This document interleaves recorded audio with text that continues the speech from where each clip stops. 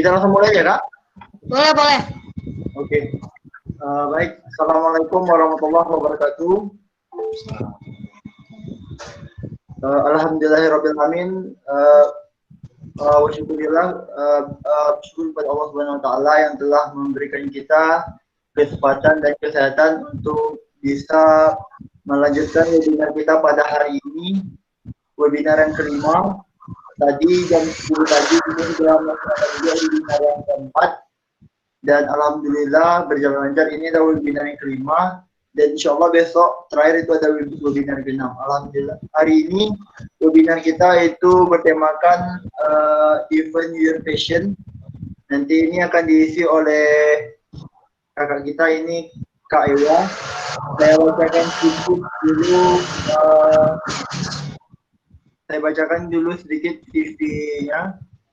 Yang pertama, Walimah, beralamat di Jalan Bina Frida. Ini mungkin alamat lama, mungkin nomor.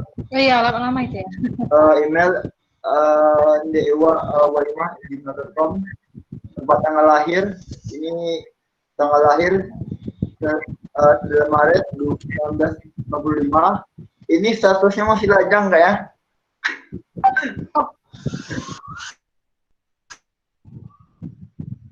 Yang di CV ini, kalau di CV yang lama ini dia kayak belum diedit ya? Belum diedit, nggak apa-apa. Terus beragama Islam. Dulunya Kak Ewa ini dia adalah dia alumni dari Universitas Riau. Beliau masuk di FKIP jurusan PPKN Ya. tahun 2012, dan cukup banyak pendidikan non formal ataupun training yang pernah beliau ikuti. Di antaranya itu pelatihan kewirausahaan oleh Kadin Provinsi Riau tahun 2016, pelatihan pers oleh Dewan Pers Indonesia 2014, pelatihan kepemimpinan oleh BEM Undri 2015, pelatihan kepenulisan oleh komunitas gemar baca tahun 2016.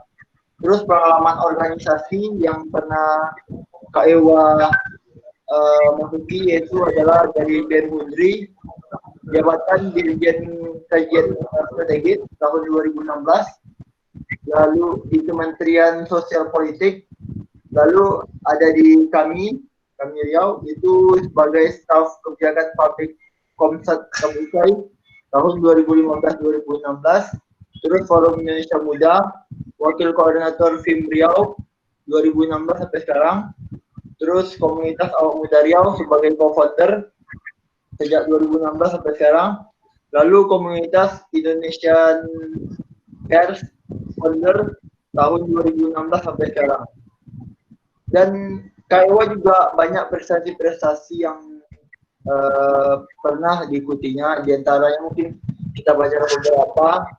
Yang pertama ini pernah juara 2 debat mahasiswa CFKIP BEM FK Undri tahun 2012, juara 3 debat bahasa budaya Melayu Universitas Riau BEM Undri BEM FK Undri tahun 2013, lalu orang ini peserta lomba debat berbahasa Indonesia antar mahasiswa Provinsi Riau yang diadakan oleh Balai Bahasa Provinsi Riau 2016, peserta Future Leader Summit di Semarang Universitas Diponegoro 2016, lalu pernah menjadi MOT Forum Indonesia Forum Mahasiswa Berani Riau BMUR 2016, terus sebagai MOT pelatihan kewirausahaan se-Pekanbaru BMUR dan Kadin Provinsi Riau tahun 2016.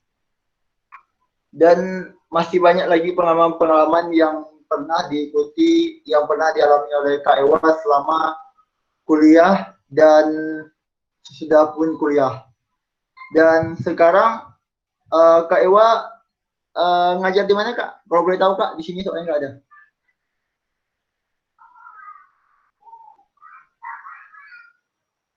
Halo Kak Ewa.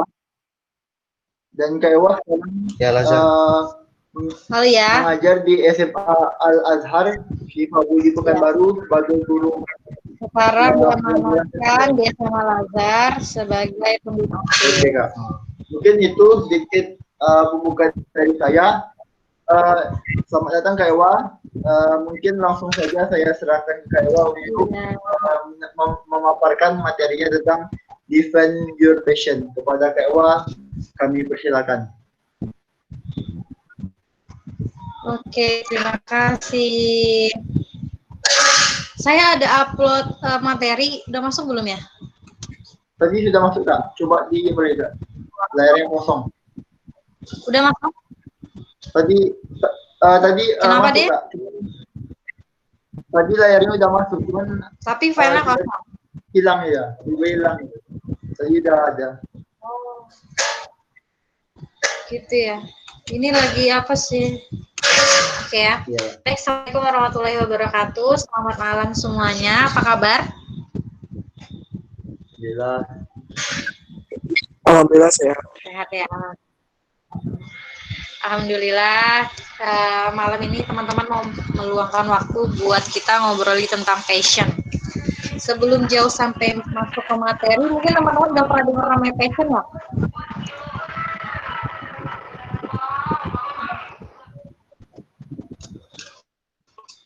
Halo. Halo, ini tes. Dengar ya? Dengar Kak? Dengar Kak. Iya, dengar Kak, dengar. Oke. Langsung kita feedback aja gitu ya, nggak apa-apa ya. Materinya belum masuk ya? Udah Kak. Coba diperbesar Kak materinya Kak. Bisa dibuka nggak? Udah buka. Coba diperbesar Kak. Di slide show. Coba teman-teman buka deh materinya, bisa nggak? Sudah buka Kak. Cuman coba diperbesar Kak. Barusan Apa ya? langsung materi. Susah ya?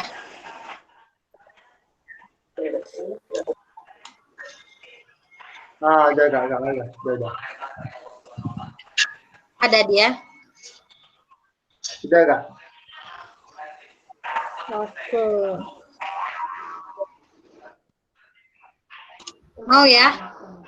Mau.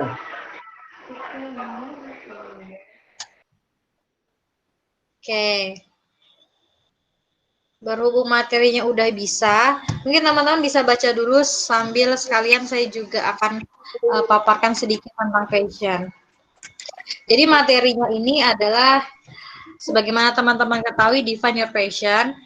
Ini lebih menitik beratkan kepada bagaimana keberlangsungan hidup teman-teman. Karena disadari dan tidak disadari, passion itu seperti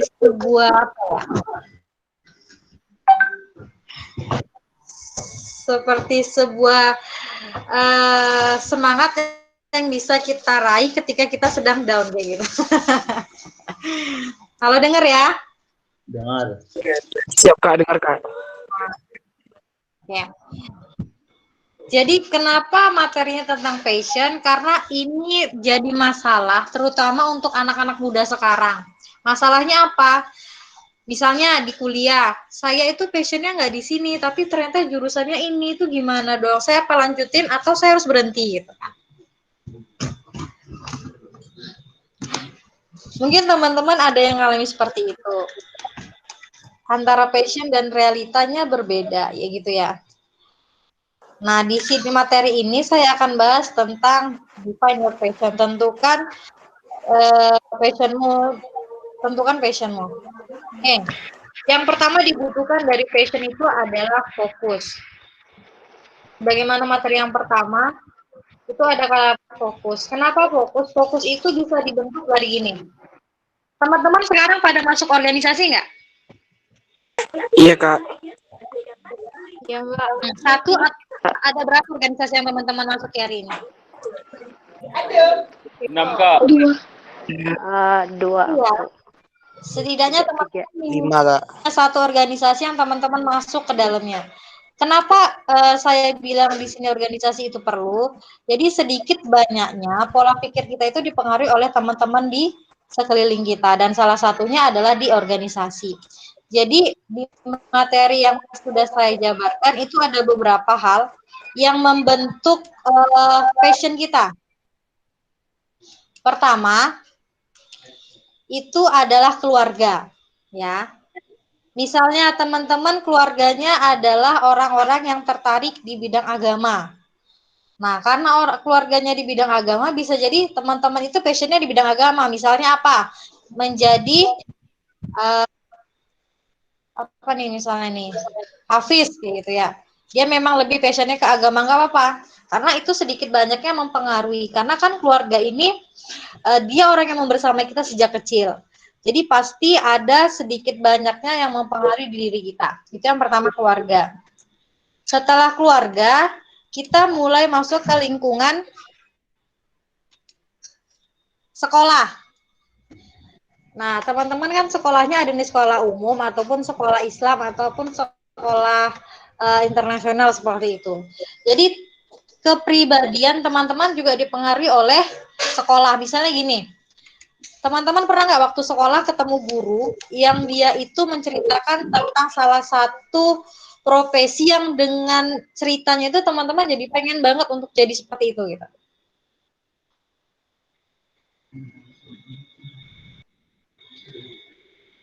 Halo? Ya. Kira-kira saya ngomongnya kecepatan nggak nih? Enggak, Kak. Enggak. Oke. Nah, misalnya gitu tadi kan, ketemu guru yang dia menceritakan tentang misalnya satu profesi, tentang penulis misalnya. Nah, karena guru kalian menceritakan tentang penulis, kalian baca karya-karyanya, kalian ingin jadi penulis. Pernah nggak kira-kira terbesit seperti itu? Sering. Pernah, Kak. Pernah. Sering. Iya, Pak. Sering ya, itu mungkin cita-cita jadi penulis waktu sekolah. Kemudian kalian masuk ke perguruan tinggi. Ternyata di perguruan tinggi, teman-teman kalian itu banyak bergeraknya di bidang IT misalnya. Nah, kalian juga pengen nih gabung jadi anak startup, kan katanya keren tuh. Berubah lagi nih, yang dulunya pengen jadi penulis, ternyata tiba-tiba pengen jadi anak startup. Berubah nggak kira-kira waktu sekolah sama waktu masuk perguruan tinggi? Iya, Kak. Sering. Iya, Kak. Iya juga. Berarti selama ini udah berapa kali berubah-berubah nih kira-kira passionnya? Nggak kehitung, Mbak. Kadang cuman karena selesai nonton langsung berubah gitu, Mbak. Oh gitu ya. Oke, nggak apa-apa. Namanya juga masih tahap adaptasi. Kemudian yang mempengaruhi itu juga ada bacaan. Teman-teman itu masih muda, belum kepikiran dengan yang lain. Lebih baik kalau misalnya teman-teman memperkaya bacaan. Apa aja deh. Karena dengan bacaan teman-teman bakal ketemu mindset yang baru gitu. Misalnya yang suka baca, nggak suka baca yang terlalu serius, dia sukanya fiksi, misalnya novel Terry, nggak apa-apa, baca aja, karena dalam satu bacaan pasti kita mendapat satu informasi. Nah, ini penting untuk mengarahkan gitu ya, terutama Terry itu salah satu buku yang bagus tuh, karena dia banyak informasi yang diberikan. Kemudian juga yang mempengaruhi passion itu ada hiburan. Nah, teman-teman mungkin ada yang suka nonton band-band indie gitu ya. Ada nggak suka band-band indie?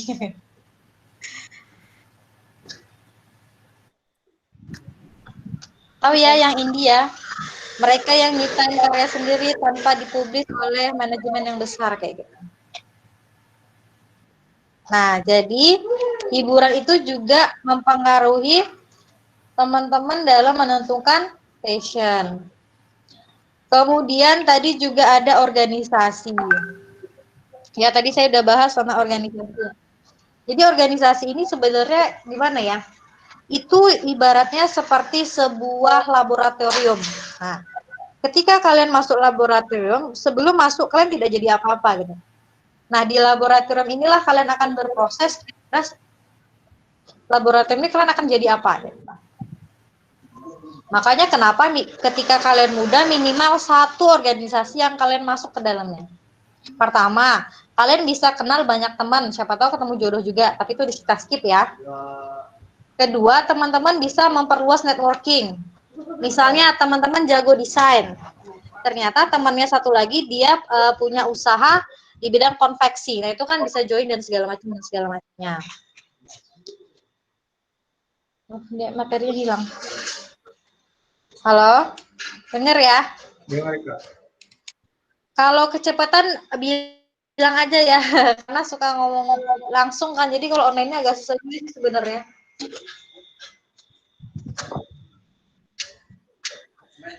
Lanjut ya. Jadi kita tadi udah lihat apa aja yang mempengaruhi passion. Sekarang saya punya 10 pertanyaan. Ini tentang cara menemukan passion. Tapi sebelum itu saya masuk ke kepribadian dasar dulu deh. Paling suka kan biasanya anak-anak muda bahas tentang kepribadian. Kamu masuk kepribadian yang mana? Kayak gitu ya. Jadi ada banyak sih sebenarnya jenis kepribadian, tapi yang paling dasar itu ada 4. Pernah dengar nggak? Koleris, sanguinis, melankolis, sama pragmatis. Kira-kira teman-teman pernah dengar nggak? Pernah, Kak. Ya. Tahu nggak kira-kira teman-teman masuk ke kategori yang mana? Saya pernah coba di kuis gitu, saya sanguinis. Oh, pernah coba. Oke. Yang lain ada pernah nyoba juga?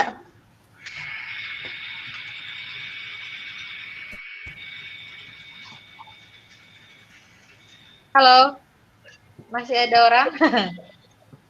Kawan-kawan kayaknya lagi menikmati Kakak menjelaskan mungkin Kak. Oke, boleh. Sambil dilanjutin ya. Jadi sebelum kita masuk bagaimana cara menemukan, saya mau menjelaskan sedikit tentang kepribadian. Kenapa dijelasin tentang kepribadian? Jadi ini penting supaya teman-teman tadi kan udah ketemu nih yang mempengaruhi, kemudian cocokin sama kepribadiannya.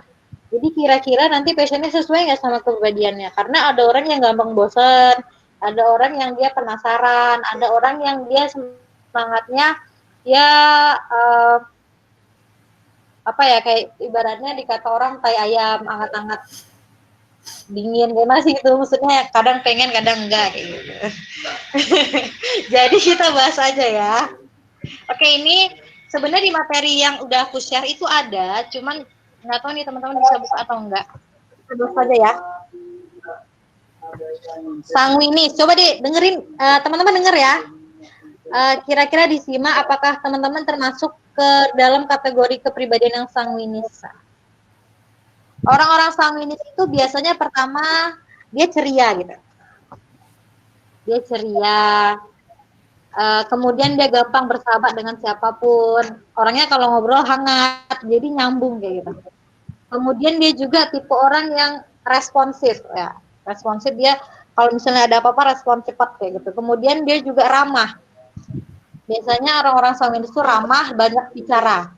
Dan biasanya orang-orang sanguinis ini cenderung ekstrovert kayak gitu ya. Dia biasanya ceria, antusias, ramah, banyak bicara, responsif.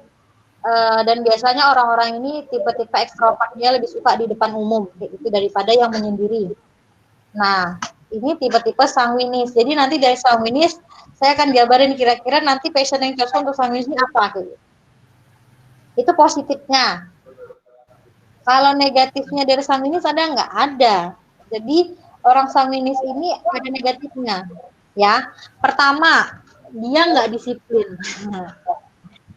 Ya, biasanya orang-orang sanguinis itu nggak disiplin. Kenapa? Karena mereka lebih suka yang praktis, gitu. Jadi tidak disiplin. Kemudian orang sanguinis ini emosinya labil. Dia nggak stabil ya, kebalikan dari stabil itu labil. Jadi kadang-kadang dia semangat, tiba-tiba dia drop kayak gitu. Kemudian juga buruknya sanguinis, dia tipe orang yang nggak produktif. Karena dia suka tampil di depan umum, jadi dia ketika sendiri dia nggak produktif kayak gitu. Dan yang paling penting dari sanguinis ini, dia biasanya egosentris. Paham ya egosentris ya? Pernah denger ya?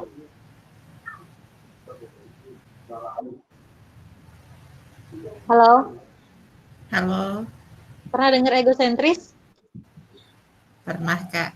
Ya, biasanya ini orang yang egonya tinggi nih. Nah, orang sanguinis ini buruknya dia egonya tinggi. Kemudian lagi dia orangnya suka membesar-besarkan masalah. Nah, ini buruknya dari sanguinis. Tapi hasil sisi positifnya juga banyak ya. Jadi kira-kira teman klasifikasikan deh, kira-kira teman masuk ke sanguinis ini atau enggak. Kalau misalnya teman-teman nggak masuk ke tipe ini, bisa jadi teman-teman masuk ke tipe selanjutnya. Kita bahas ya, tipe selanjutnya. Tipe kedua ada koleris. Nah, Siapa tahu teman-teman masuk ke tipe ini nih. Positifnya, tipe koleris ini dia orangnya kalau pengen sesuatu ngebet banget kayak gitu. Ya, dia orangnya ngebet banget, kemauannya tuh keras. Jadi kalau dia mau sesuatu, dia harus dapat. Ya, aduh, ada suara anak bayi. Bentar ya.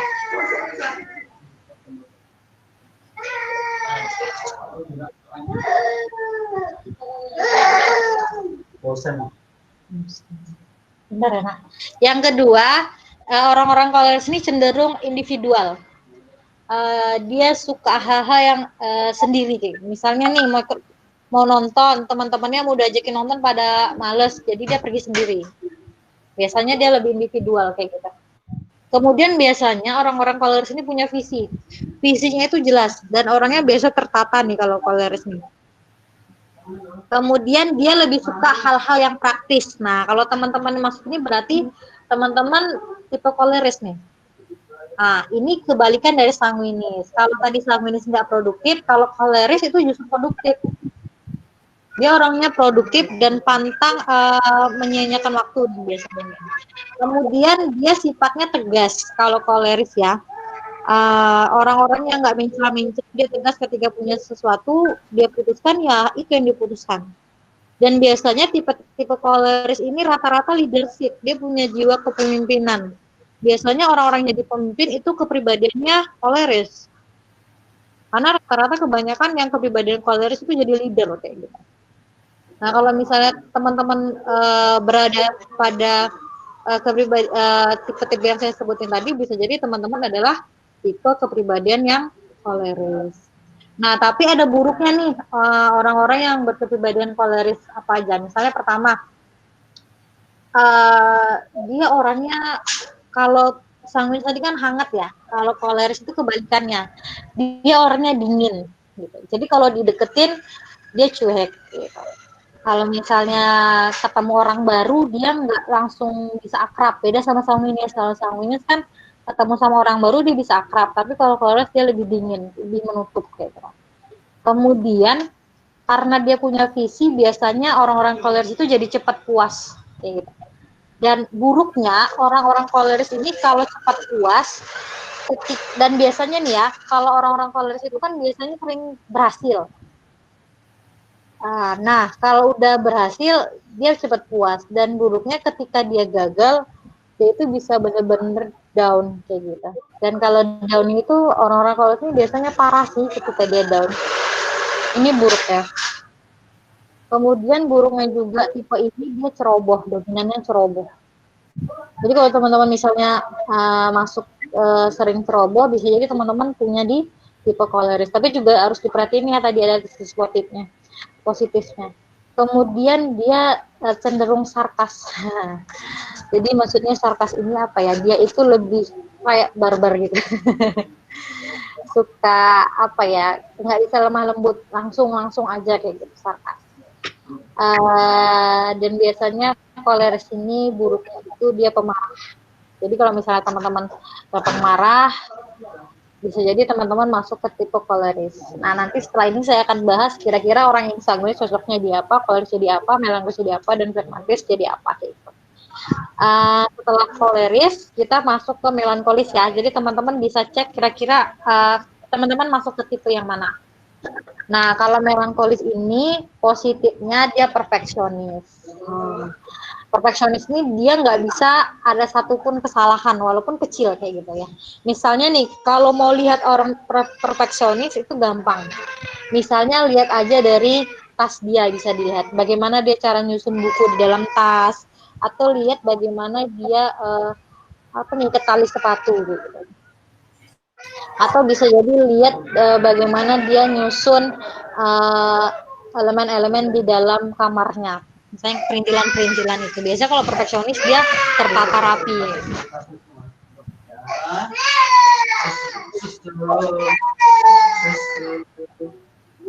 Nah, itu melankolis ya. Ada suara ini bentar. Kemudian biasanya orang-orang melankolis ini berbakat. Dia punya bakat yang menonjol di sini.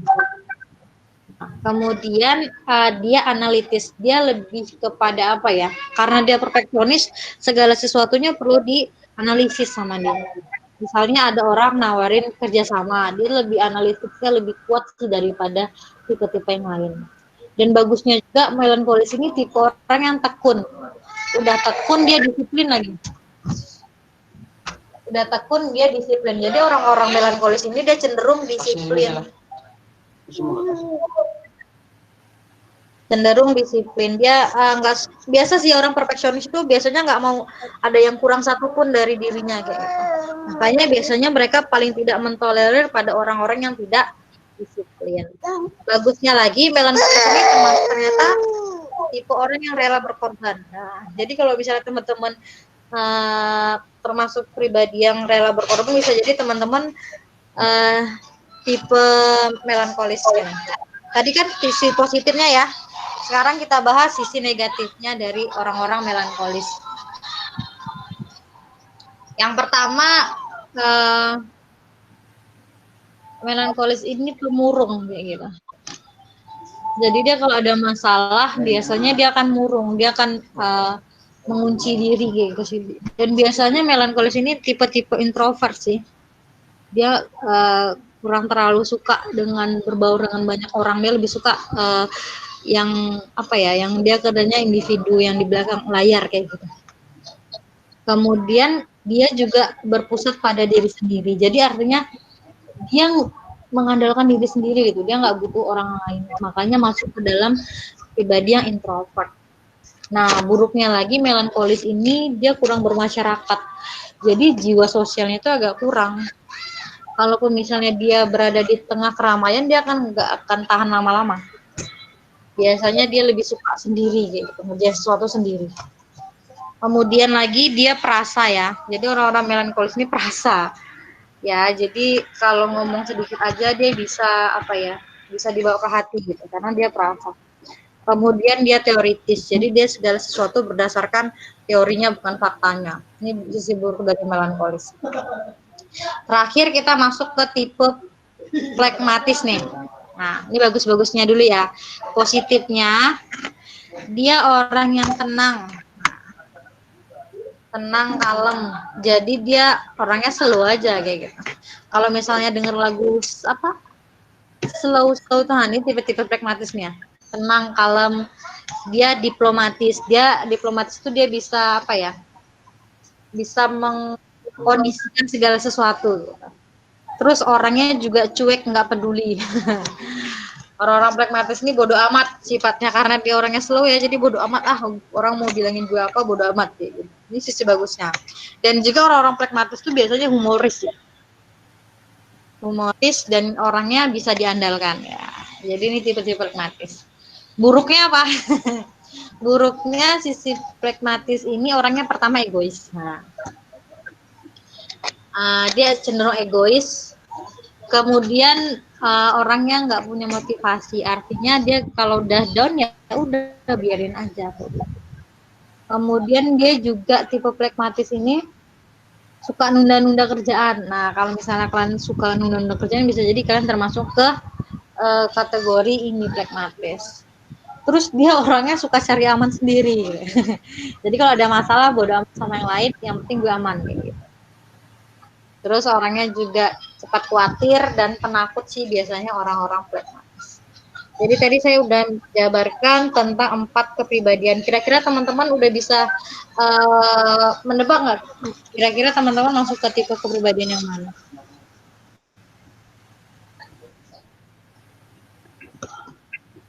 Halo?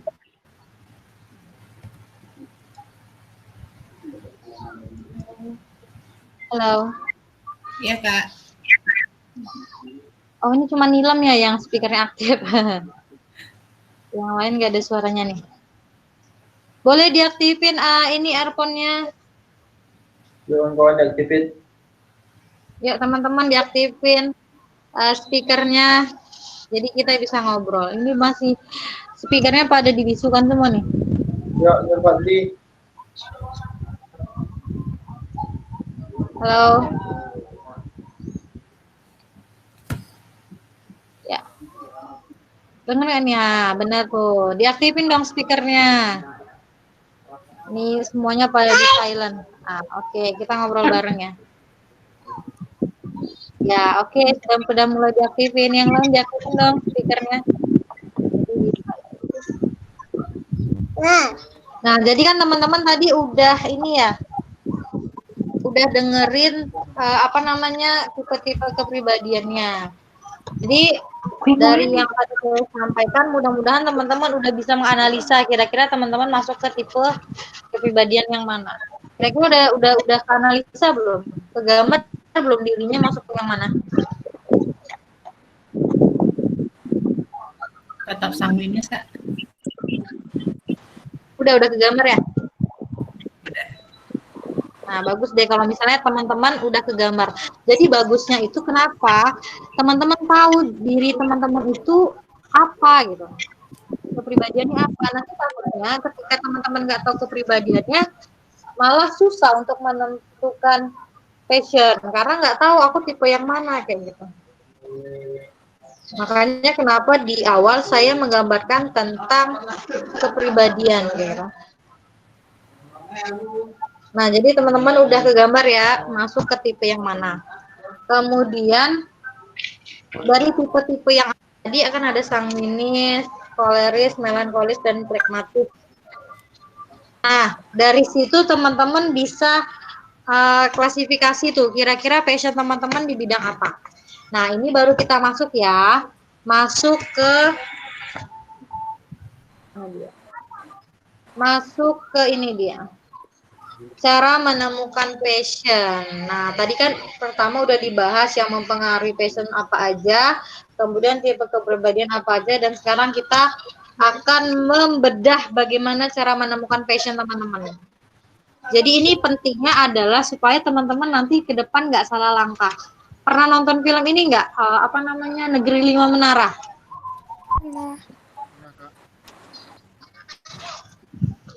Halo? Pernah nonton film Negeri Lima Menara nggak kira-kira? Pernah, Kak. Pernah ya, itu familiar ya, salah satu film yang familiar. Jadi itu bagus. Kan siapa namanya? Alif ya kalau nggak salah ya. Itu kan jurusan HI. Tapi kenapa ketika dia berkarir dia malah jadi wartawan gitu. Dia jadi reporter. Dia malah jadi jurnalis gitu. Karena ternyata dari SMP dia tuh suka nulis. Nah, kayak gitu. Ya kan? Padahal dia jurusannya HI. Tapi dia punya passion. Anak kan di film itu digambarin nih, dia HI, dia bingung waktu itu HI setelah tamat kuliah mau jadi apa ya kayak gitu. Sementara teman-temannya udah pada kerja. Terus dia gali, kira-kira apa yang selama ini aku tekuni dari aku kecil. Ternyata dia sadar bahwa dia dari kecil itu suka nulis. Nah, dia waktu di pondok itu ikut pers sekolah, nah, gitu. Sampai kampus pun dia tetap ikut pers kampus. Jadi ternyata passion dia di bidang nulis, makanya dia jadi jurnalis. Nah, itu passion ya. Nah, sekarang kita akan bedah tentang passion. Bagaimana cara menemukan passion teman-teman? Kalau tadi udah tahu faktornya, udah tahu tipe kepribadiannya, sekarang kita bedah bagaimana cara menemukan passion. Siap teman-teman semua ya? Saya akan bantu teman-teman untuk biar jangan salah langkah kayak gitu. Mumpung masih muda, mumpung masih punya banyak kesempatan. Yang pertama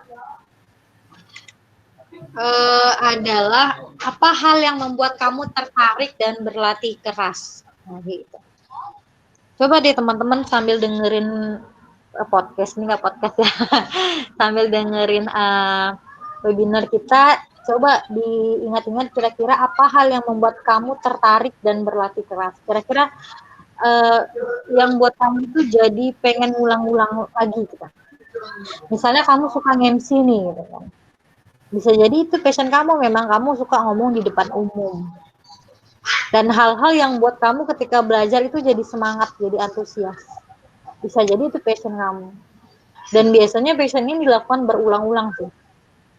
Continue, dan ketika kamu ngelakuinnya kamu gak ngerasa bosen, gak ngerasa capek. Misalnya kayak kalian suka musik, nah kayak gitu kan. Jadi itu passionnya. Ya, jadi hal-hal yang membuat kamu tertarik dan semangat untuk latihan, bisa jadi itu passionmu. Yang kedua, lihat siapa yang jadi mentor kamu selama ini. Mentor itu nggak harus orang yang lebih tua ya, bisa jadi orang yang sebaya, tapi dia bisa ngarahin kamu gitu. Kalau misalnya kamu ketemu dia, kamu banyak aja, bisa jadi itu mentormu. Dan biasanya siapa mentormu itu mempengaruhi passionmu di bidang apa itu. Misalnya kamu punya teman yang dia jago banget urusan apa namanya marketing. Nah, kamu banyak belajar sama dia. Dari situ kamu bisa nemuin passion kamu. Kamu hobi ngomong, kamu nggak pemalu, kamu pede. Bisa jadi kamu tipe orang yang public speaker kayak gitu. Nah, ketika kamu dikasih kesempatan untuk ngomong di depan umum, kamu biasanya senang nih. Nah, itu bisa jadi passion kamu. Jadi mulai temuin deh sebelum terlambat. Gitu. Kemudian cara menemukan passion lagi adalah kamu harus nanya nih sama diri kamu sendiri. Kira-kira impianmu di masa depan itu apa? Misalnya kamu jurusannya pertanian nih, tapi kamu nggak pengen jadi apa ya orang yang kerja di pabrik pertanian kayak gitu. Justru kamu malah pengen jadi apa namanya penulis misalnya kayak gitu. Ya nggak masalah, karena banyak kok orang-orang yang jurusannya apa tapi ternyata dia passionnya di bidang lain kayak gitu. Nggak masalah, tapi jangan dengan gitu apakah aku harus keluar jurusan. Nah, itu beda lagi pembahasannya. Karena kalau keluar jurusan itu juga nanti banyak positifnya sih. Intinya kamu terusin aja passionnya, tapi kalau bisa jangan sampai merugikan yang paling utama ada finansial gitu, karena ini susah sih gitu. Jadi passionnya bisa dipelajari sambil di samping gitu, tapi continue. Jadi apa syaratnya continue passionnya. Kemudian yang kamu tanya ke diri kamu itu adalah di diri kamu itu kira-kira kemampuan yang paling menonjol itu apa sih? Misalnya kamu biasa aja nih orangnya kan, tapi ketika kamu ngedananin orang, make upin orang itu bagus banget gitu. Ya, berarti kemampuan kamu di bidang makeover. Kamu bisa mulai buka YouTube untuk jadi makeover, atau kamu bisa latihan terus, bisa sewa jasa rias dan segala macam. Bisa jadi itu memang passion kamu. Jadi tanya deh ke diri kamu, kira-kira hal yang paling menonjol dalam diri kamu itu apa? Jadi mulai dianalisa, karena nggak ada orang yang paham tentang diri kamu kecuali diri kamu sendiri. Gitu. Nah, jadi kamu bisa analisa nih, apa ya yang paling kalau aku buat itu bisa dibanggakan kayak gitu. Ya, jadi teman-teman silakan ditanyakan ke dirinya sendiri. Kemudian biasanya passion ini kan sifatnya continue dan dia biasanya disukai dari kecil kayak gitu. Kira-kira apa nih yang teman-teman sukai dari kecil? Karena kan biasanya apa ya, dia berlanjut kayak gitu. Misalnya teman-teman dari kecil memang suka hobinya itu main bola misalnya gitu kan. Dia continue walaupun dia kuliah jurusan apa, tapi dia tetap konsisten main bolanya. Bisa jadi memang nanti dia passionnya di bidang itu. Karena passion itu kan yang kita lakukan kita senang kayak gitu. Dan biasanya orang-orang yang udah kerja, orang-orang yang udah umur-umur kerja itu lebih senang ketika dia punya hobi yang dibayar. Dia senang tapi dia dapat duit gitu. Karena memang kalau bisa kita cari duit dengan hal yang kita suka. Kalau misalnya kita suka ngomong depan umum, bisa jadi guru, itu bisa jadi, atau kita jadi MC atau apapun lah yang kira-kira berkaitan dengan ngomong di depan umum. Karena ketika kita menjalani passion, kita ngerasa nyaman kayak gitu. Kita nggak merasa terbebani. Ya kan? Kemudian juga yang cara menemukannya adalah cari kira-kira kesempatan apa yang selalu datang. Ini penting sih sebenarnya. Kenapa gitu? Karena teman-teman bisa analisa nih, kira-kira dari sekian banyak kesempatan, kira-kira apa kesempatan yang paling sering datang berulang-ulang. Misalnya kamu ditawarin oleh teman untuk apa nih misalnya untuk jadi MC di acara kamu nggak pede. Kemudian ternyata semester depan kamu ditawari untuk jadi moderator, tapi kamu nggak mau karena nggak pede. Nah, jadi kayak gitu. Kira-kira tanya deh ke diri kalian sendiri, kira-kira apa kesempatan yang datangnya itu berulang-ulang kayak gitu. Bisa jadi itu adalah passion kamu. Karena ketika teman-teman nggak tahu tentang diri kalian, bisa jadi orang lain bisa nilai kayak gitu. Ini kan orang-orang terdekat kita itu bisa menilai kita itu seperti apa. Nah, bisa jadi ketika kalian tidak paham dengan diri sendiri, orang lain menilai bahwa kalian menonjolnya di bidang ini kayak gitu. Misalnya tawaran untuk ikut lomba nyanyi, kan biasa di kampus sering tuh ada lomba nyanyi, tapi kalian kan nggak pede. Nah, sementara teman-teman kalian bilang suara kalian tuh bagus. Bisa jadi itu peluang kalian dan itu passion kalian gitu. Jadi mulai tanya sama teman-teman sekitar, kira-kira kalau kamu nggak tahu passionnya, kira-kira tanya sama teman-teman. Aku menonjolnya di bidang apa gitu. Tapi biasanya teman-teman nanya itu sama orang yang paling deket ya, karena biasanya mereka yang lebih kenal. Kemudian cara lagi selanjutnya untuk menemukannya adalah apa hal yang kamu lakukan saat tidak bekerja. Nah biasanya kan kalau kita nggak kerja, kita ngelakuin hobi ya. Nah hobi itu biasanya apa ya, tegak lurus dengan passion gitu. Jadi apa yang kita lakukan senang itu bisa jadi passion kita. Misalnya ketika kalian tidak sibuk, kalian apa nih misalnya? Apa ya misalnya ketika kalian nggak sibuk, kalian itu buat kue kayak gitu. Nah bisa jadi memang passion kan buat kue gitu. Sekarang kan banyak nih kerjaan yang di bidang cake ya. Kalian bisa kreasikan dan jualan segala macam. Jadi hal-hal yang sering kalian lakukan ketika kalian tidak ada kegiatan dan kalian happy, bisa jadi itu adalah passion kalian. Jadi sering kita nggak sadar ya, kita ngelakuin berulang-ulang, kita senang tapi kita nggak tahu bahwa itu adalah passion kita kayak gitu. Makanya mulai dianalisis diri sendiri. Kalau misalnya teman-teman nggak tahu, teman-teman bisa minta bantuan orang terdekat untuk nanyain kira-kira apa passion kalian. Itu nggak masalah sih sebelum kalian tahu tentang diri kalian. Tapi kalau saran saya sih lebih baik kalian yang menganalisis sendiri. Kemudian cara menemukan passion selanjutnya adalah apa hal yang membuat kamu bahagia. Jadi kan ini tadi karena kebetulan saya sudah bekerja, jadi ketika kalian masuk ke dunia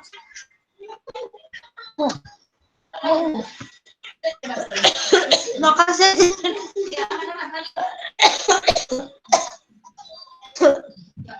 sorry ya,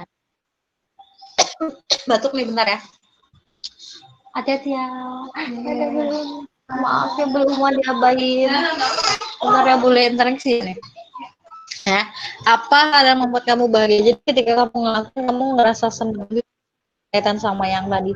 Pokoknya passion itu di bidang sesuatu yang kalian suka, yang kalian hobi, yang ketika kalian ngelakuin itu nggak bosen, malah kalian semangat. Bahkan kalian merasa tertantang improve kemampuan. Biasanya itu passion. Dan kemudian selanjutnya ini adalah passion itu berkaitan dengan hal-hal yang membahagiakan sehingga kalian bisa lupa waktu kalau udah ngerjainnya. Coba dianalisa kira-kira apa hal yang membuat kalian bisa lupa waktu ketika udah ngerjain itu gitu. Misalnya kayak tadi masak. Kalau udah masak mungkin kalian lupa waktu karena ada kalian masak, kalian kreasi yang bisa jadi itu passion. Karena memang kalau udah masuk dunia kerja bisa jadi ini yang pada masih kuliah ya. Nah, kalau masuk dunia kerja itu ininya beda, apa namanya, atmosfernya beda nih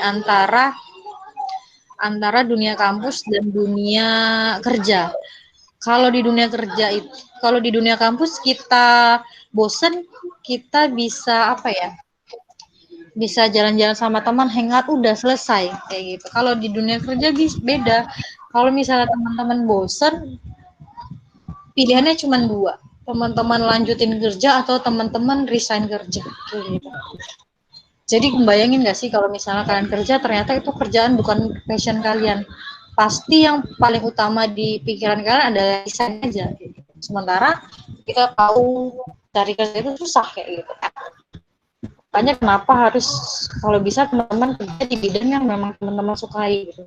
Jadi nggak ngerasain terbebani kerja di situ, atau nggak ngerasa pengen resign terus gitu ya.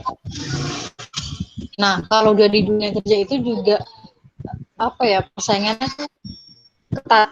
Nah, kalau misalnya kalian ngerjain sesuatu yang sesuai passion, kalian nggak akan merasa tersaingi gitu. Karena ketika melihat kompeten yang lain lebih pesaing yang lain lebih kompeten, kalian akan semangat atau merasa tertantang untuk mengimprove kemampuan kalian gitu.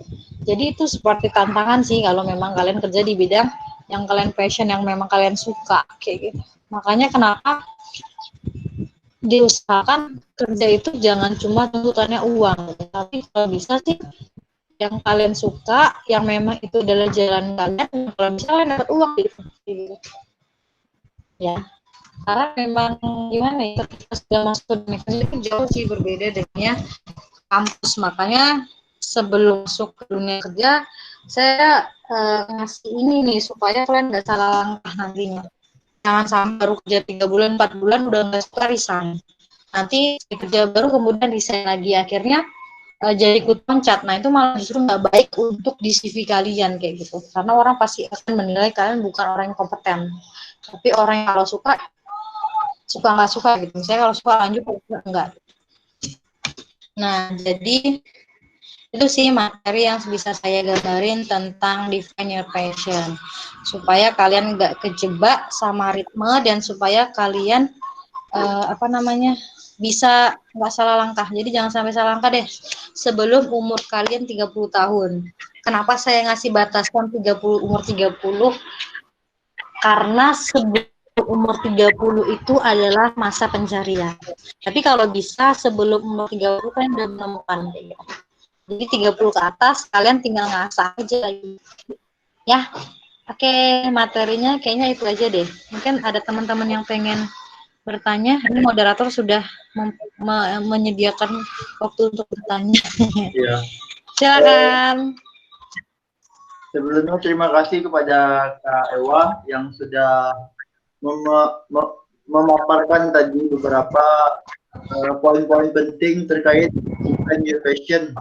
Jadi tadi Kak Ewa juga sudah banyak bagaimana cara kita menemukan passion kita awalnya gitu. Di antaranya kita untuk mengetahui passion kita, yaitu mungkin dengan memperbanyak bacaan. Dengan memperbanyak bacaan itulah nanti kita bisa memperbanyak informasi dan menggali informasi lebih dalam lagi. Yang kedua, kita mungkin bisa menonton banyak hiburan. Dan ketiga, itu bisa diorganisasi. Selanjutnya, poin kedua tadi saya juga menyampaikan terkait titik-titik kepribadian, yaitu ada sanguinis, ada kolenis, lalu ada melankolis dan juga pragmatis. Selanjutnya, Kak Iwan juga tadi menjelaskan bagaimana cara kita untuk menemukan passion kita. Mungkin kita bisa mengenali passion kita dari sekarang, terus mungkin banyak bertanya sama kawan, lalu mungkin dari hobi itu bisa jadi passion nantinya, dan diharapkan passion ini bisa secara kontinu bisa kita lakukan dan kita laksanakan. Mungkin itu poin-poin yang bisa saya tangkap dari penyampaian Kak Ewa tadi. Silakan kepada kawan-kawan yang sudah menyimak dari tadi, mungkin ada keraguan atau ingin bertanya, silakan. Mungkin bisa diaktifkan mikrofonnya, kawan-kawan, dipersilakan.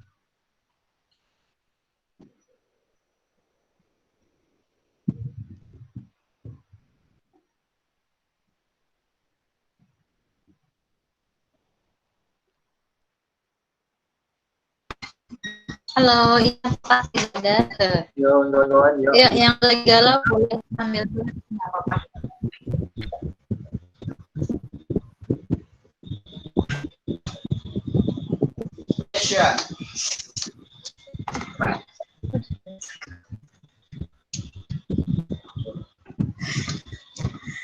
Ini gimana nih?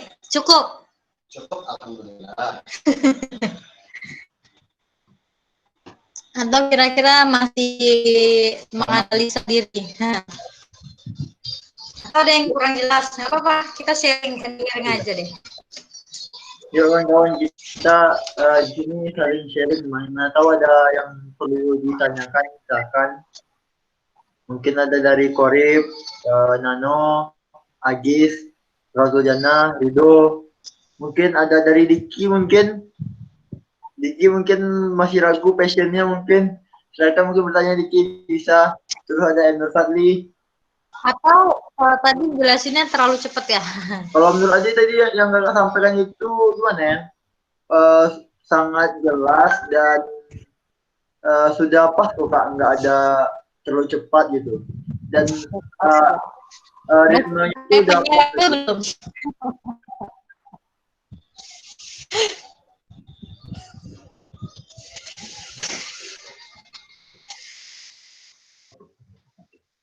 Halo.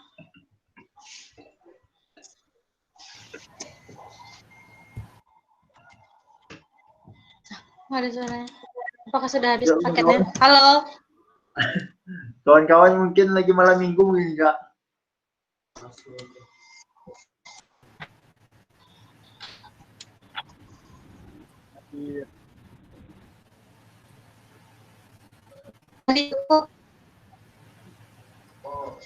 Ayo. Diki mungkin ada pertanyaan? Siap-siap, aku nanya dong. Kita diskusi aja ya. Oke, assalamualaikum teman-teman sekalian. Aku mau nanya dong kepada Ibu Guru Ewa gitu ya, dan mungkin teman-teman kalau misalkan mau menjawab boleh juga. Pertanyaan sederhana sih gitu ya, terkait dengan passion gitu ya. Aku pribadi kalau ngomongin passion itu agak gimana ya, agak dilematis. Di satu sisi memang passion penting, tapi di sisi lain ada hal yang lebih penting menurutku dibandingkan passion gitu ya. Syukur-syukur kalau misalnya kita bisa ketemu passion kita, dan passion itu secara intelektual bisa memberikan kita ruang gitu, dalam artian memberikan ruang kita untuk tumbuh secara intelektual gitu ya, juga memberikan kecukupan kita secara finansial. Kan bayangannya seperti itu ya, hal yang kita lakukan kita suka, terus secara finansial juga memberikan, secara intelektual juga gitu ya. Nah, cuma dalam banyak kejadian kan memang sangat sulit untuk bisa menemukan passion yang betul-betul memberikan segala halnya gitu ya. Pasti ada kurang-kurangnya aja gitu.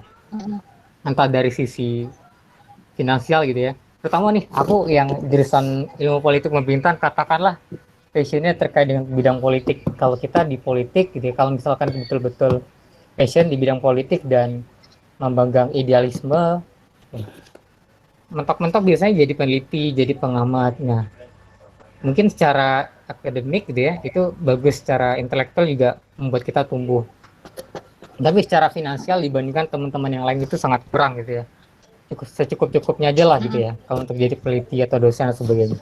Nah, aku pengen tahu pandangan dari Ibu Guru Ewa dan teman-teman lain, kalau misalkan teman-teman bersedia untuk menjawabnya terkait dengan itu. Terima kasih.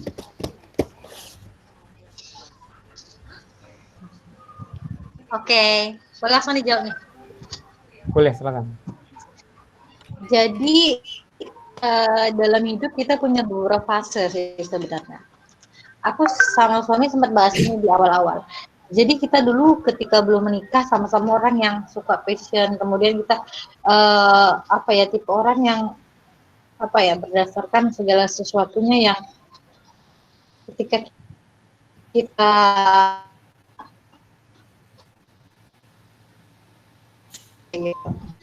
bagus,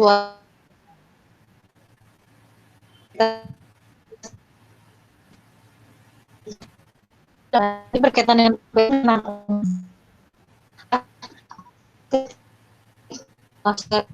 pekerjaan atau menikah atau sudah tua, sudah mulai masuk ranah idealis realistis ya. Kami ngasih namanya idealis realistis. Maksudnya gini, passion kalau nggak makan buat apa kayak gitu kan? Karena memang ini dilema yang banyak dialami orang-orang dewasa kayak gitu kan. Karena kebetulan kami sudah mengalaminya, jadi kami sedikit banyaknya paham. Nah, kenapa kita bilang idealis realistis? Jadi penjelasannya gini, di fase-fase ini kita pengen idealis, tapi kita nggak munafik, kita juga harus realistis kayak gitu. Kayak tadi yang Diki bilang ini, aku hobinya di bidang politik misalnya kayak gitu. Tapi kalau berharap di bidang finansial kayaknya enggak. Nah, berarti itu sudah mulai ke idealis realistis. Ini mulai ini gimana caranya kamu tetap tapi juga realistis. Misalnya gini, kalau misalnya dari pengamat mungkin omsetnya nggak banyak nih, nggak terlalu menguntungkan, bisa jadinya apalagi nih misalnya ini belum nikah ya, kalau udah nikah dia lebih kebuka sih mas. Jadi kamu bisa side job itu yang bisa menghasilkan, tapi kamu tetap idealis. Karena kalau di era kita, di masa kita tetap merayakan idealis, kita nggak bener ya, ini fase yang berat sih. Mungkin ke teman-teman yang belum masuk ke fase ini belum ngerti gitu, karena masih idealis rata-rata. Biasanya anak kampus idealis. Ya. Nah, kalau udah masuk ke tahap mulai bekerja atau menikah, itu mulai memikirkan aku sukanya di sini passionnya. Tapi kalau aku lanjutin itu, anak istri aku nggak makan kayak gitu. Sama seperti startup misalnya. Karena gue suami aku startup ya. Kan startup itu ketika anak muda kayaknya keren ya, keren. CEO startup ini dan segala macam. Tapi teman-teman nggak tahu bahwa ternyata untuk startup itu butuh dana yang nggak sedikit kayak gitu. Karena kita ada anak startup itu rata-rata ngarepin investasi kan, dan carinya itu susah. Dan untuk promoan itu nggak cukup duit yang sedikit. Kalau misalnya dia mempertahankan idealis, dia mempertahankan passionnya, dia akan tetap kekeh mendirikan startupnya. Tapi dengan dia kekeh, bisa jadi uangnya nggak ada yang masuk, anak istrinya nggak makan. Nah itu realistisnya. Jadi gimana caranya dia tetap bisa bertahan di idealis, tapi dia juga realistis kayak gitu. Caranya adalah, ya ini mau nggak mau, suka nggak suka harus putar otak. Misalnya, kamu tetap bisa untuk idealisnya di passionnya, misalnya di bidang politik nggak apa-apa. Tapi kamu jualan sangat kayak gitu. Atau itu yang menunjukkan ke realis kamu bisa karena kamu nggak bisa langsung bangun buka lapak.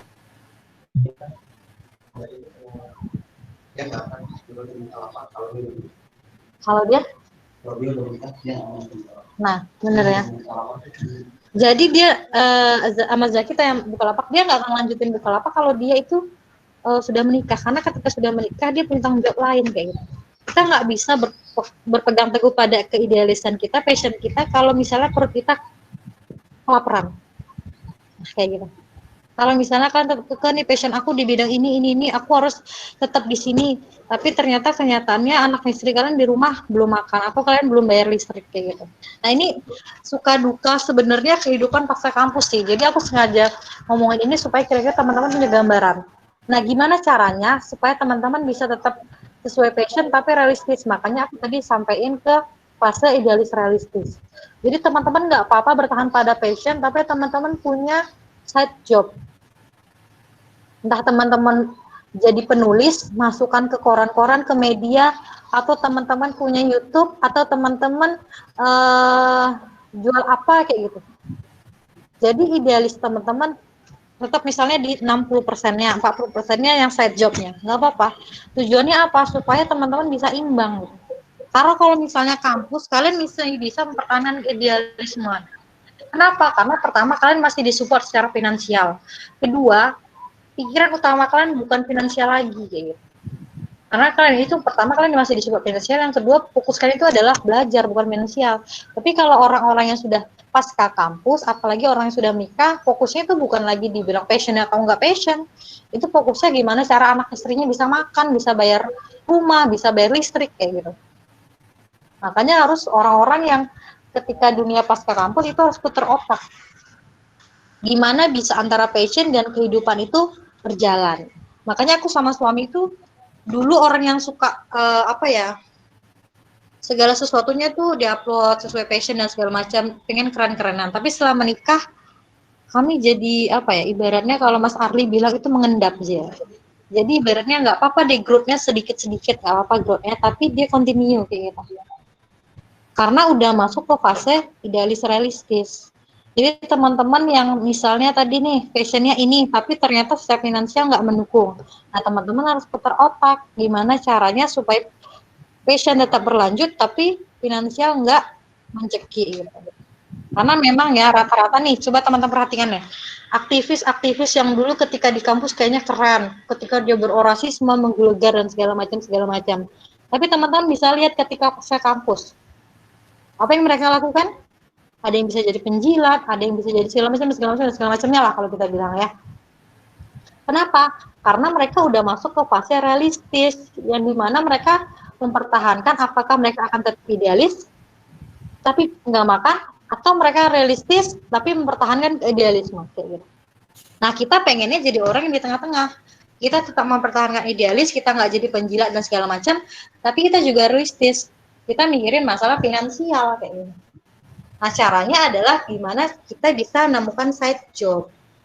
Nah, makanya kenapa di materi ini buat teman-teman yang masih kuliah penting sih sebenarnya untuk mempersiapkan dunia pasca kampus. Dulu aku tipe orang yang nggak tahu nih dunia pasca kampus bagaimana karena nggak menjalani ya. Tapi setelah menjalani ya nggak apa-apa. Kayak misalnya aku sendiri nih, aku kan tipe orang yang nggak bisa berdiam diri. Nah, sementara aku ngajar dan itu harus stay dari pagi sampai sore di satu sekolah, yang artinya aku nggak bisa kemana-mana. 6 bulan pertama itu bukan hal yang mudah buat aku. Aku hampir nyerah. Aku tuh sampai udah deh aku resign kayak gitu. Pengennya kayak gitu karena masih pingin mobile. Karena dulu waktu kuliah aku tipe orang yang mobile. Tapi aku mikir kalau misal aku resign aku cari duit di mana kayak gitu. Realistis ya, udah mulai mikirin uang masuknya di mana karena orang tua nggak support lagi kan secara finansial. Nah akhirnya aku tahanin nih, nggak apa-apa deh bertahan di satu sekolah dari pagi sampai sore nggak apa-apa. Yang penting secara finansial aku masih oke. Dan cara memegang teguh ke idealisme aku gimana? Sabtu Minggu itu kan libur. Nah Sabtu Minggu itu aku gunain waktu untuk mempertahankan ke idealisme anakku gitu. Jadi Senin sampai Jumat yang realistis, Sabtu Minggu itu waktu buat kalian mempertahankan tetap keidealisme kalian kayak gitu. Karena memang ya itu tadi dunia pasca kampus beda. Makanya teman-teman yang dia tidak bertahan di satu sisi, dia bisa jadi penjilat atau dia bisa jadi orang yang kita nggak nyangka dia bakal seperti itu gitu. Ya. Jadi yang mungkin nggak support secara finansial bisa mulai untuk putar otak deh kayak gitu. Karena memang nggak menutup kemungkinan bahwa dunia pasca kampus atau nanti ketika kalian menikah itu lebih mengkhawatirkan ya. Jadi harus pintar-pintar. Makanya harus pintar-pintar, harus bisa cari peluang. Intinya itu sih. Kita tetap idealis tapi realistis. Nah, itu dia. Gimana? Gimana Diki? Dengan jawabannya tadi? Siap-siap, aman. Thank you atas jawabannya. Kepada kawan-kawan yang masih bertanya, kita persilakan.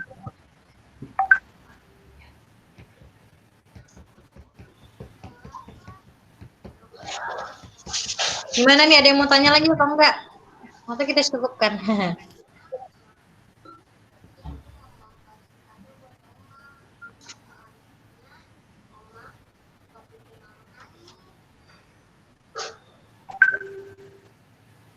Apakah kawan-kawan masih ada yang ditanyakan?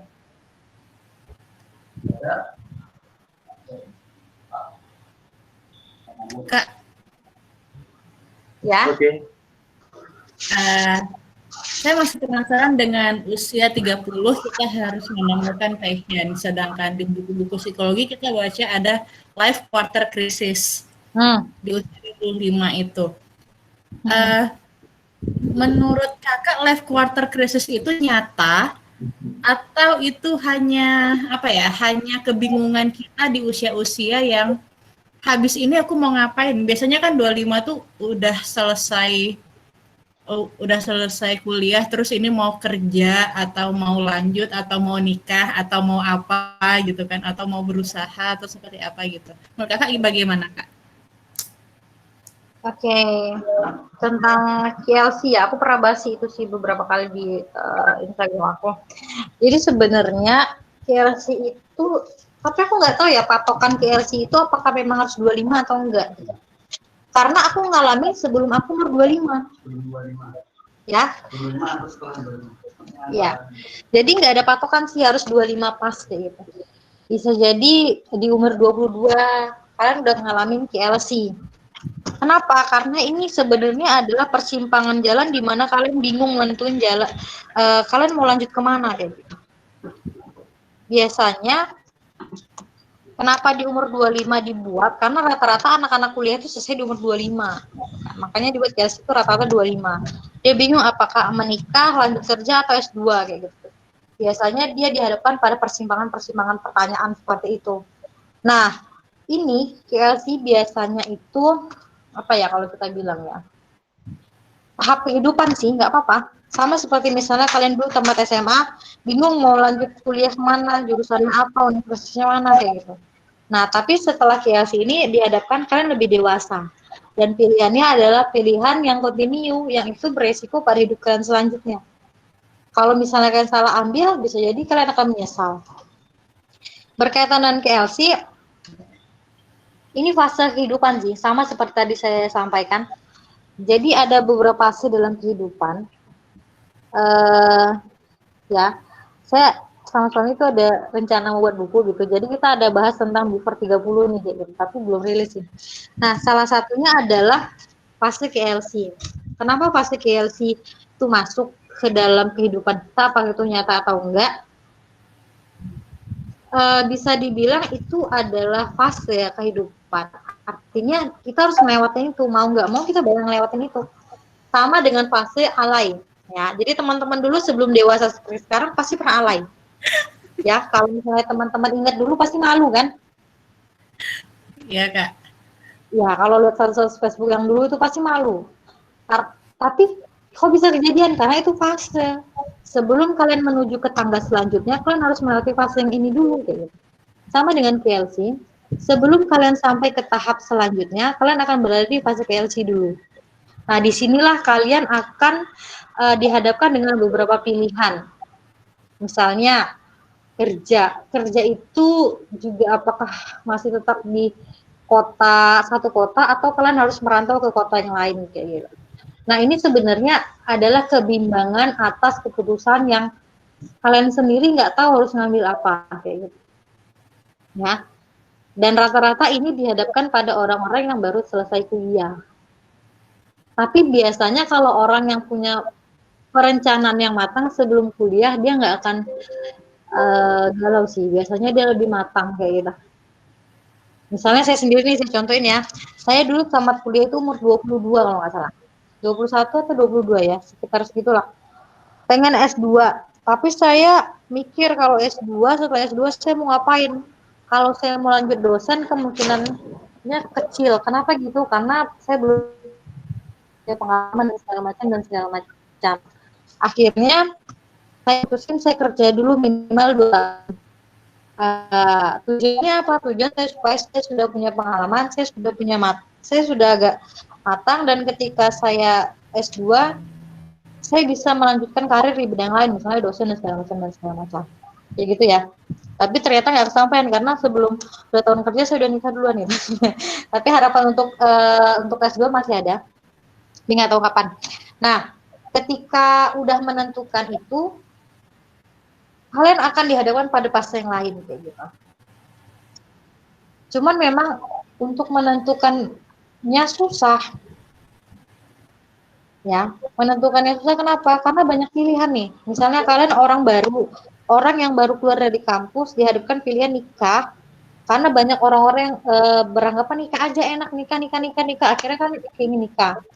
Tapi di satu sisi kalian dihadapkan sama teman-teman yang kerja, kemudian orang tua kalian juga nuntut kalian kerja dan segala macam. Kalian juga pengen kerja, tapi di sisi lain kalian juga masih pengen S2.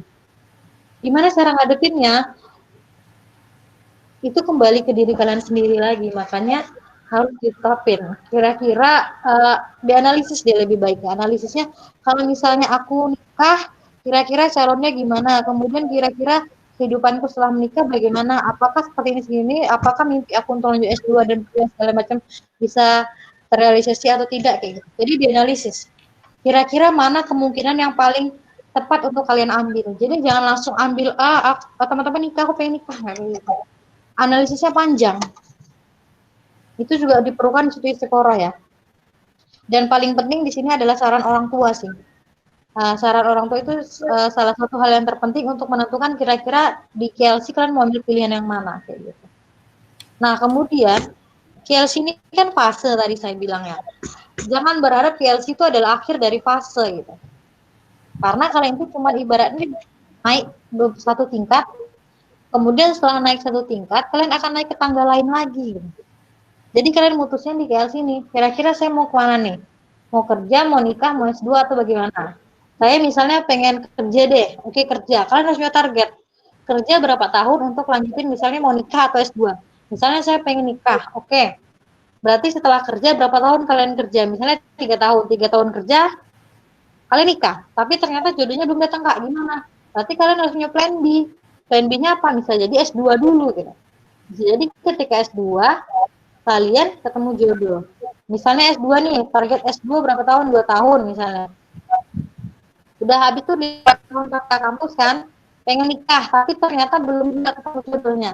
Itu gimana kak? Itu nanti fasenya lain lagi. Kalian nggak berada di LC lagi. Tahapnya udah beda. Kami yang tadi, yang kami analisis sendiri setelah KLC, kami idealis realistis. Setelah idealis realistis, ada pasti lain lagi. Gitu. Jadi setiap umur, setiap rank itu beda masalahnya. Kalau umur kalian pas kampus bisa jadi fasenya KLC. Tapi nggak apa sih menurut aku, dijalanin aja. Karena setelah itu kalian akan memiliki kejutan-kejutan baru yang itu lebih menantang. Dan itu ngebentuk sih, aku ngebentuk diri kalian untuk bisa apa ya, lebih dewasa, lebih matang. Nah, sama kayak Alay dulu. Mungkin kalau kalian nggak ngalamin Alay kan nggak akan dewasa seperti sekarang. Nah, kalau kalian nggak ngalamin TLC, bisa jadi kalian nggak akan sampai ke tahap selanjutnya. Jadi dilalui, dilewati, dan kalian tetap harus punya perencanaan yang matang. Jadi jangan sampai salah gitu. Kalau misalnya mau punya sesuatu, punya target. Ya, harus punya target jangka waktu.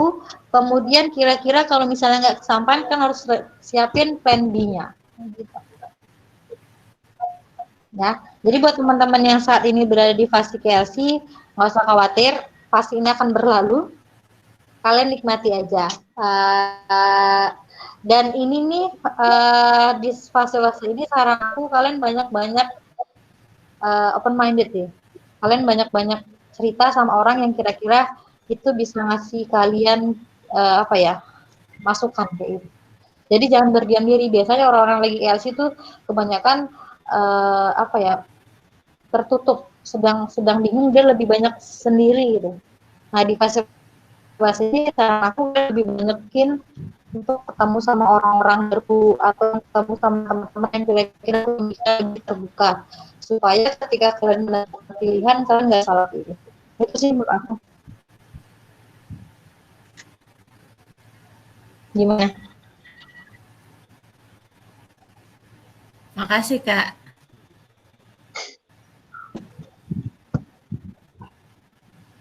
Oke, kepada kawan-kawan yang masih ingin bertanya, kita tunggu sampai jam 21.30 Kak. Nanti mungkin baru ada closing statement terakhir dari Kakak. Ya. Kalau nggak ada juga sampai 21.30 kita close langsung. Oke, boleh. Yuk kawan-kawan yang masih ingin bertanya, kita persilahkan. Mungkin masih boleh 2 kali nggak Kak? Ada yang ganjel nih 1. Boleh, silakan. Boleh. Kak Ewa tadi bilang tentang pendapat orang tua itu penting di saat-saat kita life quarter crisis. kebanyakan orang tua ingin anaknya seperti mereka. Misalnya orang tua sukses di PNS, ya udah kamu jadi PNS aja, enak pensiun, jam kerja fleksibel, bla bla bla bla bla, segala macamnya. Sedangkan passion itu kan tidak seperti darah yang turun temurun gitu menurut aku Kak gitu aja. Dan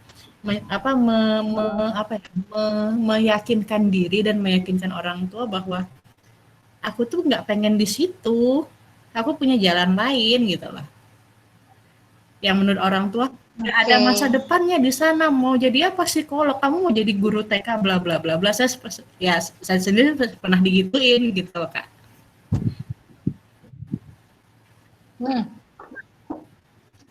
Menarik nih, karena saya juga orang yang sampai sekarang saya belum pernah nyobain daftar PNS. Karena saya dan suami nggak pengen jadi PNS. Ya, jadi kenapa tadi aku bilang nanya orang tua, kan nggak apa-apa nanya orang tua. Tapi kalian approve atau enggak gitu? Kalian terima jawabannya atau enggak gitu? Karena kan beda generasi, beda pemikiran ya. Orang tua aku juga pengennya gitu PNS. Apalagi guru ya, PNS enak kayak gitu. Tapi aku sampai sekarang udah berapa kali pembukaan PNS aku nggak pernah daftar. Teman-teman aku pada bilang udah daftar, tapi aku nggak mau. Kenapa? Karena aku ngebayangin hidup aku continue bakal kayak gitu, pergi pagi pulang sore ya seperti itu gitu, gajian tanggal segini dan segala macam. Aku nggak mau hidup seperti itu. Kenapa? Karena kita bergaulnya dengan teman-teman yang wawasannya udah nggak fokus di PNS kayak gitu ya. Kalau misalnya teman-teman lingkungannya orang-orang yang ngejar PNS, bisa jadi teman-teman mindsetnya PNS juga gitu. Tapi kenapa teman-teman akhirnya nggak milih PNS? Karena teman-teman salah satu tadi lingkungannya nggak ngarepin itu gitu, nggak jalan menuju Roma itu nggak cuma PNS kayak gitu kan. Nah tadi kenapa aku bilang dengerin orang tua? Pertama karena mereka lebih banyak pengalaman. Tapi memang kita beda genre ya, kita beda tahun, kita beda masa. Jadi beda pasti tentu dengan pilihan hidup. Tapi nggak apa-apa kalian tanya. Nah, penyetujuannya itu di diri kalian. Apakah kalian setuju atau enggak? Gitu. Kenapa orang tua kita pengen PNS? Karena di generasi mereka PNS itu berjaya kayak gitu. Benar nggak sih? Dan terjamin segala macam dan segala macamnya. Tapi di masa kita kan PNS itu bukan sesuatu yang prestisius gitu. Bahkan lebih prestisius kalau misalnya kan jadi YouTuber kayak gitu. Jadi sekarang ini banyak ibaratnya kesempatan-kesempatan yang itu bukan PNS. Kalau pernah baca tulisan Najwa Shihab itu bagus ya. Yang tentang PNS tuh. Kalau misalkan pengen PNS mungkin itu impian orang tua kalian tahun 70-80-an kayak gitu kan. Tapi yang kita lahir di zaman sekarang, kita bebas nentuin pilihan kita mau jadi apa. Benar nggak? Iya. Profesi itu nggak sebatas PNS. Kalian nulis, kalian jadi penulis lepas, freelancer itu profesi. Karena ini profesi yang dulu nggak ada, tapi sekarang ada. Nah, untuk menentukan itu, yang lebih tahu itu sebenarnya diri kalian sendiri. Jadi orang tua tadi cuma sebagai ibaratnya ya, masukan lah kayak gitu. Nah, untuk kalian terima atau enggaknya ya di diri kalian lagi. Karena masa kita itu udah beda dengan masa orang tua kita.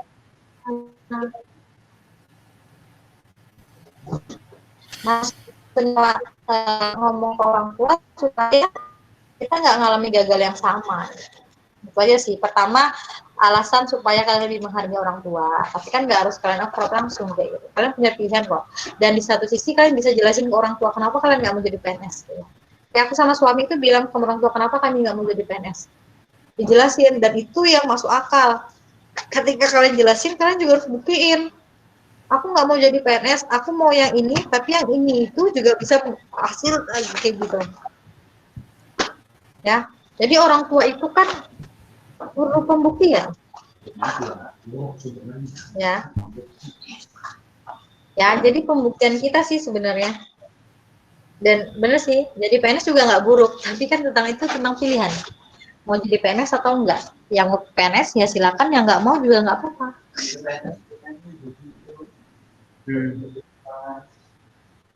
Thank you, Kak. Oke. Terima kasih Kak Ewa tadi telah menjawab juga beberapa pertanyaan-pertanyaan dari Saudara Riki, Indiki, dan juga Kak Nilam tadi dua kali. Kawan-kawan kayaknya nggak ada pertanyaan nih Kak, mungkin sudah pada paham mungkin tentang defend your passion mungkin langsung aja Kak closing statementnya dari Kakak dikit. Oke, benar-benar paham ya. Nanti kalau belum paham bisa nanya Japri atau apapun.